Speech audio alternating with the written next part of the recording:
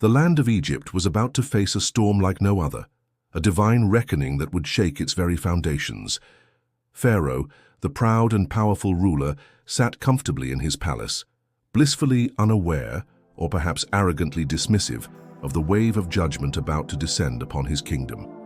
The Israelites, God's chosen people, were still shackled in slavery, their cries echoing to the heavens, begging for deliverance. It was time for God to show his unmatched power and to compel Pharaoh to let his people go. The first sign came with a terrifying transformation. The mighty Nile River, source of life for Egypt, turned to blood. Fish died, the water reeked, and thirst plagued the land. Egyptians watched in horror as their precious river became a crimson flood, useless for drinking or farming. Still, Pharaoh's heart remained unyielding. Next came the frogs, everywhere.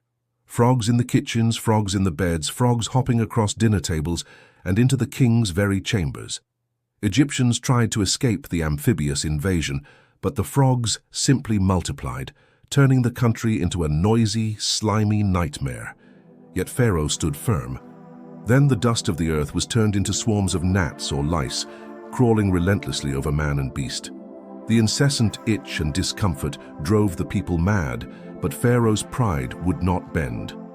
The fourth plague unleashed clouds of flies buzzing and biting, invading homes and temples, disrupting daily life and worship alike. The annoyance and chaos grew unbearable, but Pharaoh's resolve remained as strong as ever. Suddenly, tragedy struck the livestock. Cattle, horses, camels, and sheep fell ill and died, shaking the very livelihood of the Egyptians. Families mourned their animals, but Pharaoh refused to listen. Then painful boils broke out, festering sores that tormented people and animals, a visible mark of God's judgment. The Egyptians writhed in pain, yet Pharaoh's stubbornness held fast. The heavens themselves unleashed a devastating hailstorm, with fire mingling with hailstones crashing down, destroying crops and shattering homes. Fear gripped the land, but Pharaoh's defiance did not waver. Next came locusts, a plague of ravenous insects that devoured every green thing left in their path. Fields were stripped bare, leaving famine looming on the horizon. Egyptians were desperate, but Pharaoh hardened his heart still. Then a darkness unlike any other covered Egypt for 3 days, a darkness so thick it could be felt, isolating people in pitch black, a terrifying prelude to what was coming. Yet Pharaoh's pride remained unbroken. Finally, the ultimate plague, the death of the firstborn in every Egyptian household, from the palace to the poorest home.